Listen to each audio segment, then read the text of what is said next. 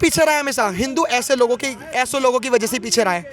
आज आफरीन फातिमा है, अपनी आवाज़ उठा रही है, क्यों? वो इस्लाम के उससे है। हिजाब वाली लड़की मुस्कान, उसने अल्लाहू अकबर के नारे लगाए थे, उसने आवाज़ उठाई। अरे जब हमारे हिंदुओं में नुपुर शर्मा की बारी आती है, हमारे हिंदुओं में नवनीत राणा की बारी आती है, तो तुम उसका बलात्कार करने की बातें करते हो, उसको जेल में डालने की बातें करते हो। अरे 13 दिन वो बेचारी, उसने खाली हनुमान चालीसा पढ़ने के लिए तो बोला था। ये तो हमारी 5 लाख साल पहले की वो है संस्कार, हनुमान चालीसा पढ़ो। तुम हमारे संस्कार को भुलाना चाहते हो? ये संजय राउत कह रहे हैं कि बीजेपी पार्टी ने हमारे विधायकों को अगवा कर लिया। अरे मेरे भाई, उन्होंने अगवा नहीं, उन्होंने भगवा कर दिया। वो अगवा नहीं हुए, वो भगवाधारी हो गए। और उन्हें सच्चाई पता पड़ रही है कि तुम लोग कैसे हो। तुम लोग हिंदुत्व के नाम पे वोट तो मांगते हो कि दे दो भाई दे दो, हम मंदिर बनाएंगे, हम ये करवाएंगे, लेकिन तुम्हारी सोच हिंदुओं की है ही नहीं। अगर तुम्हारी सोच होती तो पाल घर में वो जो 2 पंडित मरे थे, तुम उस पर एक्शन लेते। अगर तुम्हारी सोच हिंदुत्व की होती तो जब तुमने कांग्रेस और एनसीपी से गठबंधन करा था, तो जब कांग्रेस ने कहा था ना कि शाहीन बाग का मॉडल पूरे इंडिया में लहराएगा, तो तुमने चुप्पी क्यों साधी? तुमने क्यों नहीं बोला? तुमने सिर्फ सत्ता के चक्कर में नहीं बोला कि गठबंधन की तोड़ न दी। आज तुम कह रहे हो कि हम गठबंधन तोड़ देंगे, आज तुम कह रहे हो हम कांग्रेस और एनसीपी से गठबंधन तोड़ देंगे। अरे बावले इंसान, बीजेपी पार्टी को आने से कोई रोक नहीं सकता। अगर बीजेपी पार्टी आई तो एक ऐतिहासिक कदम उठाएगी, और सच्ची बता रहा हूँ, डेवलपमेंट बहुत जोर से होगा। और अभी भी मेरी बात मानना, चाहे आप कहीं के भी हो, कोई से भी राज्य के हो, अगर इंडिया में हर एक स्टेट में बीजेपी बैठ गई ना, तो इस देश को हिंदू राष्ट्र बनाने से कोई नहीं रोक सकता। ये हमारे देश के ही कुछ लोग हैं जो हिंदू राष्ट्र बनाने से पीछे कर रहे हैं, और हिंदू लोग ही नहीं चाहते कि हिंदू राष्ट्र बने। भाई रामचंद्र कह गए सिया से, रामचंद्र कह गए सिया से, ऐसा कलयुग आएगा जो फ्री बिजली के चक्कर में, फ्री दारू के चक्कर में दिल्ली सरकार को वोट देगा, वो अब्दुल से पत्थर खाता रह जाएगा। अगर रखोगे मोदी योगी पे भरोसा, अगर रखोगे मोदी योगी पे भरोसा, तो ये देश हिंदू राष्ट्र बन जाएगा। और रही बात सत्येंद्र जैन और राहुल गांधी पे ईडी की रेड, तो मेरे भाई 2024 तक भ्रष्टाचार भी खत्म हो जाएगा। अरे आज तुम पे हाय है उन 2 औरतों की, कंगना रनावत और नवनीत राणा की। भाई साहब, इन्होंने एक हनुमान चालीसा पढ़ने के चक्कर में नवनीत राणा को 13 दिन के लिए जेल भेज दिया। अरे अगर तुम हनुमान चालीसा पढ़ने को देशद्रोह मानते हो, तो हमारे देश में 100 करोड़ हिंदू हैं। आप किस किस को जेल भेजोगे मेरे भाई? किस किस को जेल भेजोगे? नमस्कार दोस्तों, मैं हूं अश्विनी कुमार और आप देख रहे हैं हिंदुस्तान 9। दिल्ली में हैं इस वक्त। अभी देख लीजिएगा ट्रेंडिंग में क्या कुछ चला हुआ है। काफ़ी ज़्यादा उथल पथल हो चुकी है महाराष्ट्र के अंदर। जो शिवसेना है टूटती हुई नज़र आ रही है, उसी को लेकर के हम भैया से चर्चा करेंगे कि कैसे क्या कुछ रहा है, कैसे क्या कुछ सोचते हैं, क्या कुछ आगे होने वाला है। नमस्कार भैया जी। जी, मेरा नाम आकाश गर्ग है। तो ये जैसे अभी शिवसेना का इमोशनल ड्रामा, मगरमच्छ के आंसू अभी आपको देखने को मिल रहे हैं। अभी इन्होंने बुधवार को एक बयान दिया था कि भाई साहब हम इस्तीफा देंगे, मेरे को तो हो रहा है कोरोना, मैं इस्तीफा दे दूंगा, मेरे जितने विधायक हैं आओ ले जाओ राजभवन में इस्तीफा, या फिर अगर तुम प्रमुख पद से मेरे को हटाना चाहते हो तो मैं उसके लिए भी तैयार हूँ। आज क्या कहते हैं संजय राउत कि भाई साहब हम कांग्रेस से और एनसीपी से गठबंधन तोड़ने के लिए तैयार हैं। पहली राजनीति तो इनकी गंदी दलदल वाली राजनीति तो इन्हें यहीं देखने को मिल गई। अभी इन्होंने कहा इस्तीफा देने की, अब ये कह रहे गठबंधन तोड़ने के लिए तैयार है, मतलब कि अपना पद छोड़ने के लिए तैयार नहीं। इन्होंने अभी जनता को बेवकूफ़ बनाया, इन्होंने इमोशनल ड्रामे करे, घर से निकला, ये वर्षा बंगला छोड़ा। इन्होंने, इनका एक मोटिव था वर्षा बंगला छोड़ने का। देखो अभी ना इनके पास विधायक की पहुंच नहीं, ये बहुमत में है नहीं। अब ये लोग अपने बंगला छोड़ा तो अभी लोग इमोशनल करे, महाराष्ट्र की जितनी पब्लिक है उनको बेवकूफ़ बनाया। अब ये पब्लिक के बीच निकले तो इनका जो लड़का है आदित्य ठाकरे ऐसे विक्ट्री का साइन दिखा रहा है, हम जीत गए। क्या मतलब बनता भाई? अरे तुम्हारे ऊपर संकट आया, तुम पिकनिक में घूमने नहीं गए। और सबसे बड़ा इनका मतलब, अब इनकी पॉलिटिक्स ना यहाँ चमक रही है। ये लोग बाहर निकले और अब इन्हें जनता का सपोर्ट, अब ये चाहते हैं कि हमें जनता का सपोर्ट मिले और जनता आतंकवाद बने। मान के चलो यहाँ तोड़ाफोड़ी करे, वहाँ तोड़ाफोड़ी करे। क्यों? अभी अग्निपथ स्कीम निकली, अभी स्टूडेंट ने तोड़ाफोड़ी करी, सरकार ने एक्शन लिया नहीं लिया। ऐसे ये लोग चाहते हैं कि बहुमत में तो है नहीं, इनके साथ कोई है नहीं। अब ये पागल जो बना सकते हैं वो जनता को बना सकते हैं, इसलिए जनता को बेवकूफ़ बना रहे हैं और जनता से अब चाहते हैं तोड़फोड़ करवाना। देखो भाई साहब, मैं तो यही जानता हूँ ये शिवसेना के साथ जितने भी लोग जुड़े हुए हैं, ये लोग बाला साहेब ठाकरे की वजह से जुड़े हुए हैं। उनकी जो सोच थी भाई साहब बहुत अलग थी। उनका नाम एकनाथ शिंदे था, भाई साहब बाला साहेब ठाकरे ने गले लगाए थे एकनाथ शिंदे को। पता है क्यों? वो ऑटो रिक्शा चलाते थे, वो फैक्ट्री में काम करते थे, वो ना पब्लिक के बीच में से आए हुए थे। उन्हें पता है जब पलायन होता है तो कितना दर्द होता है। उन्हें पता है जब हिंदुओं के ऊपर अत्याचार होता है तो कितना दर्द होता है। बाला साहब ठाकरे ने इन्हीं चीजों को ठुकराया था। अरे आज तुम पे हाय है उन दो औरतों की, कंगना रनावत और नवनीत राणा की। भाई साहब इन्होंने एक हनुमान चालीसा पढ़ने के चक्कर में नवनीत राणा को 13 दिन के लिए जेल भेज दिया। अरे अगर तुम हनुमान चालीसा पढ़ने को देशद्रोह मानते हो तो हमारे देश में 100 करोड़ हिंदू हैं। आप किस किस को जेल भेजोगे मेरे भाई, किस किस को जेल भेजोगे?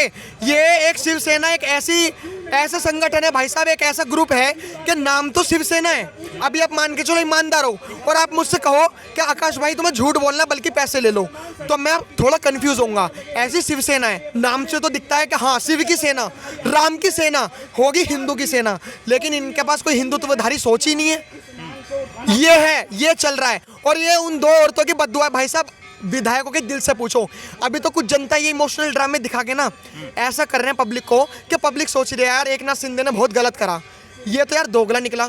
अरे उनके दिल पे पूछो, वो अपने वर्षा बंगले में घुसने नहीं देते थे उद्धव ठाकरे, अपने विधायकों को मंत्रालय में उनसे मिलने नहीं जाते थे। अरे सारी बात छोड़ो, वो सारे जितने भी 40 से ज्यादा विधायक हैं तो सब हिंदू। आदित्य ठाकरे अयोध्या में गए जब राम मंदिर बना, आदित्य ठाकरे जब राम मंदिर में गए तो उनके साथ साथ उनके विधायक भी जा रहे थे। एकदम से उद्धव ठाकरे ने फोन करके कहा, अरे रामनाथ शिंदे, वो एकनाथ शिंदे, इन्हें हटाओ, इन्हें वापस बुला लो। चेकिंग भी हो गई थी। अरे क्या उनको रामलल्ला से मिलने का अधिकार नहीं? अरे क्या वो हिंदू नहीं? अरे क्या उनको अयोध्या भूमि में दर्शन करने का अधिकार नहीं? क्या तुम्हारे आदित्य ठाकरे को ये, अगर मान के चलो शिवसेना में अगर वो जुड़े हैं विधायक तो उनको यार आज़ादी तो दो। तुम इतने घमंड में चूर हो गए, अपनी अपनी चलाई जा रहे हो। आपको पता है अजान का सपोर्ट क्यों करते हैं? हम जो हिंदू है ना, हमें अजान से प्रॉब्लम नहीं। ये लोग क्या करते हैं, मुस्लिम लोग, ये लोग लाउड स्पीकर में इतनी तेज आवाज़ बजाते हैं। इनका मोटिव एक ही है, हिंदुओं को तंग करना। मैं भी बता रहा हूँ, इनका मोटिव है हिंदुओं को तंग करना, और यही नवनीत राणा नहीं चाहती। ये इतना सत्ता में डूब चुके हैं, सत्ता नहीं इतना बावला कर चुके हैं। ये सत्ता बावला कर चुकी है, ये इतना वो डूब चुके हैं। ये कांग्रेस एनसीपी के तलुए चाटते हैं भाई साहब। 169 सीटें थी, 55 सीटें शिवसेना के पास थी। अभी तो 40 से ज्यादा विधायक गए हैं, 169 विधायक जाएंगे। सारे के सारे एनसीपी भी नहीं बचेगी, कांग्रेस भी नहीं बचेगी। और अगर बीजेपी सरकार आई तो ये फ्यूचर में एक बहुत बड़ा बदलाव होगा। आप यकीन मानना, जो वहाँ का विकास है महाराष्ट्र का, इंडिया में ना सबसे ज़्यादा मनी इनकम वाले उद्योगपति वाले मुंबई में ही मिलते हैं। महाराष्ट्र जैसी जगहों पे बहुत ज़्यादा डेवलपमेंट होगा, बहुत ज़्यादा।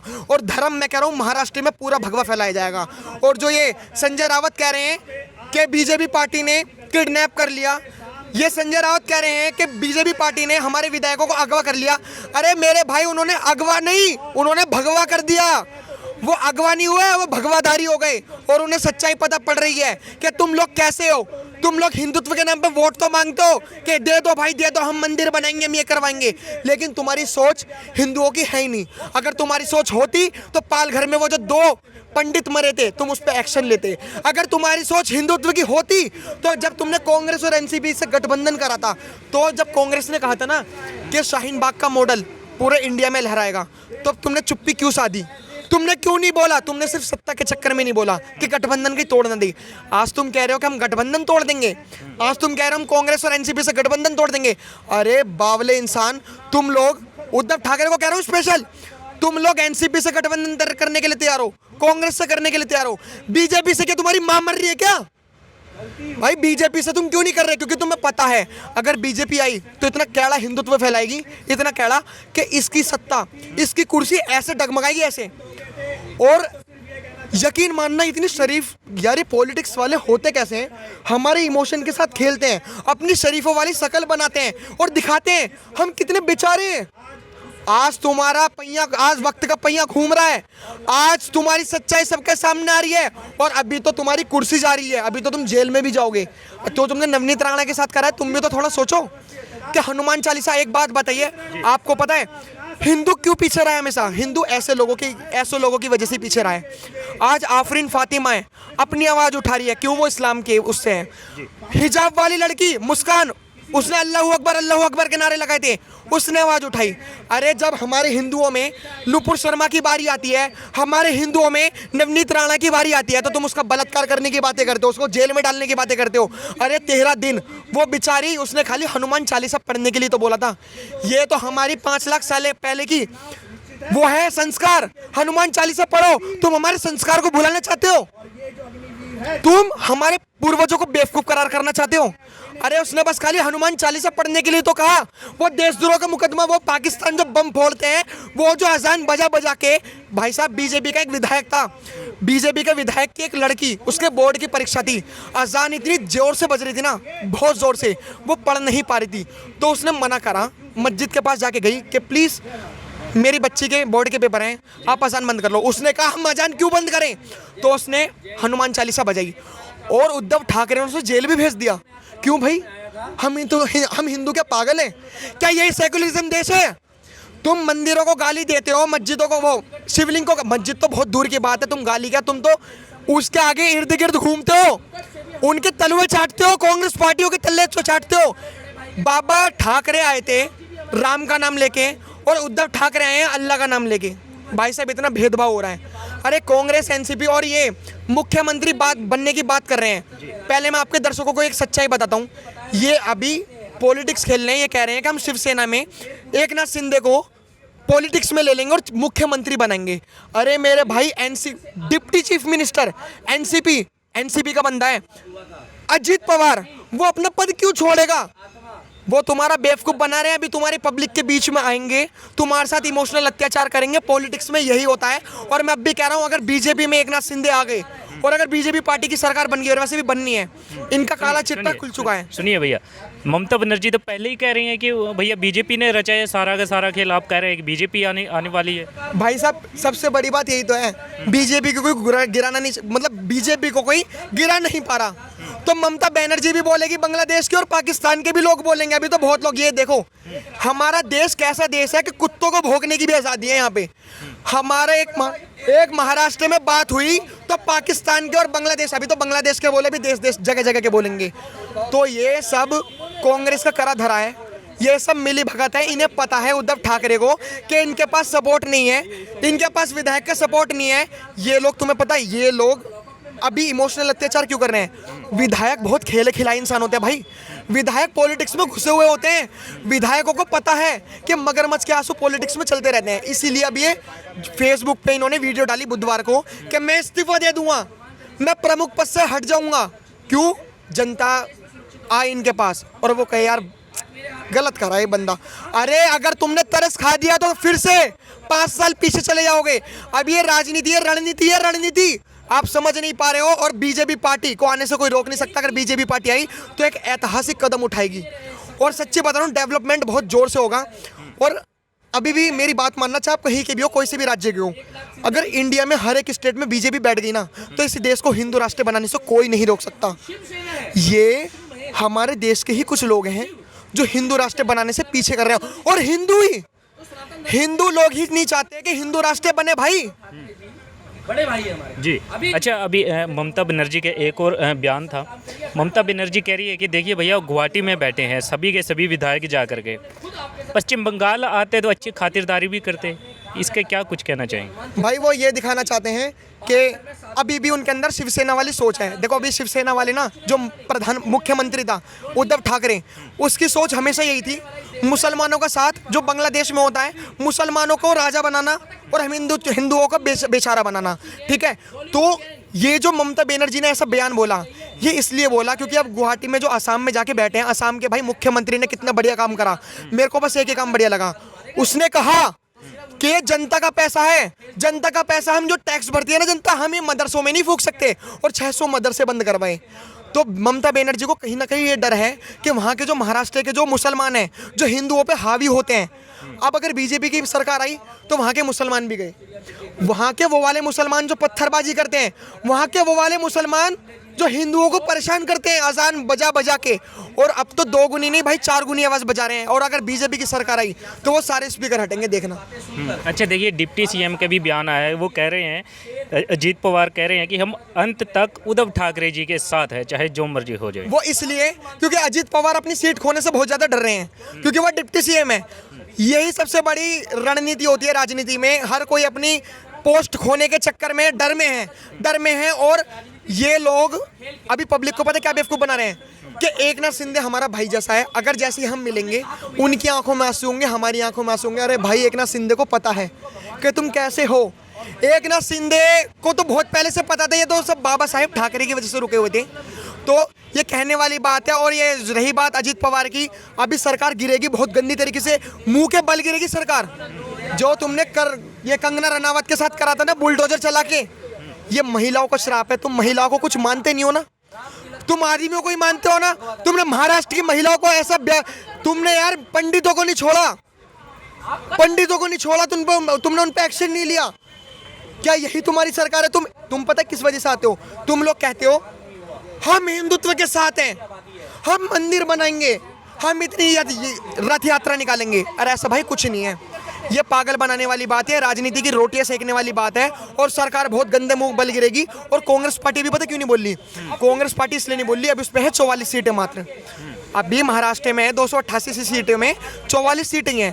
कांग्रेस इसलिए नहीं बोल रही, अगर कांग्रेस बोलेगी तो कांग्रेस फिर मुंह के बल गिरेगी, और कांग्रेस अपनी बेइज्जती करवानी नहीं चाहती। अभी सत्याग्रह का ये लोग कह रहे हैं, सत्याग्रह का मतलब होता है सत्य पे आग्रह, सत्य की राह पे चलना, लेकिन झूठ के आग्रह पे चलने हैं। तो कांग्रेस भी बहुत ज़्यादा डरी हुई है। ये जितने लोगों पे काला चिट्टा खुला हुआ है, देखो मैं अभी ईडी की जो रेड पड़ रही है, वैसे टॉपिक अलग है, लेकिन मैं फिर भी एक डायलॉग बोलना चाहूँगा। रामचंद्र कह गए सिया से ऐसा कलयुग आएगा, जो फ्री बिजली के चक्कर में, फ्री दारू के चक्कर में दिल्ली सरकार को वोट देगा, वो अब्दुल से पत्थर खाता रह जाएगा। अगर रखोगे मोदी योगी पे भरोसा, तो ये देश हिंदू राष्ट्र बन जाएगा। और रही बात सत्येंद्र जैन और राहुल गांधी पे ईडी की रेड, तो मेरे भाई 2024 तक भ्रष्टाचार भी खत्म हो जाएगा। अच्छा देखिए, मैं आपसे पूछ लेता हूँ लास्ट सवाल कि कितने % चांस लग रहे हैं अभी शिवसेना वहाँ पर रहेगी, या फिर कितने % चांस लग रहे हैं कि भैया बीजेपी आ गई है, या फिर ऐसा है कि दोनों के कहीं ना कहीं गठबंधन हो जाएगा? नहीं, चांसेस तो देखो ऐसे हैं, शिवसेना के जो चांसेस मेरे को परसेंटेज में लग रहे हैं वो 0.000000000 ये है उसकी परसेंटेज, क्योंकि उसके काले चिट्टे खुल चुके हैं। और बीजेपी 95 से 97% आनी है, क्योंकि वहाँ की महाराष्ट्र की पब्लिक जाग चुकी है। और जिस तरीके से उन्होंने 13 दिन नवनीत राणा को जेल में भेजा, वहाँ के हिंदू भाई सब डरे हुए हैं कि हम हनुमान चालीसा अपने घर में पढ़ भी सकते हैं, नहीं पढ़ सकते। सोचो भाई, उद्धव ठाकरे जो बंदा महिला को हनुमान चालीसा पढ़ने के लिए जेल भेज सकता है, वो 100 करोड़ अगर पूरे भारत पर अगर उसने राज कर लिया तो 100 के 100 करोड़ हिंदुओं को जेल में भेज सकता है। तो ये सरकार कांग्रेस की तलवे चाटने की है, ये सरकार एनसीपी के तलवे चाटने की है, ये सरकार मुसलमानों के तलवे चाटने की है। ये सरकार जब अपनी खुद की नहीं हो सकी, शिवसेना की, जो बेचारे राम अयोध्या में जाना चाहते थे, उन्हें वापस बुला लिया, क्योंकि उन पर भरोसा नहीं था, उद्धव ठाकरे को भरोसा नहीं था। तो जो सरकार अपनी नहीं हो सकी वो तुम्हारी क्या होगी। और महाराष्ट्र की पब्लिकों से मैं यही निवेदन करना चाहूँगा, ये लोग तुम्हारा बेवकूफ़ बनाएंगे और तुम बेवकूफ़ बनोगे, क्योंकि तुम बहुत भोले हो मेरे भाई। अगर तुम भोले नहीं होते ना, तो आज जो तुम अग्निपथ पे जो तुम जला रहे हो ना, ट्रेन और बस, वो तुम नहीं जलाते। इसलिए मैं गारंटी कर रहा हूँ तुम बहुत भोले हो, और अभी तुम उसके चक्कर में दंगे भी करोगे। और वो उनका प्लान ही यही है, उनका प्रोपेगेंडा भी यही है कि तुम दंगे करो, और तुम दंगे करोगे तो वहाँ के 40 से ज़्यादा विधायक डर के चक्कर में आएंगे कि महाराष्ट्र तो हमारा ही जल्ला है। तो तुम्हें ऐसा नहीं करना।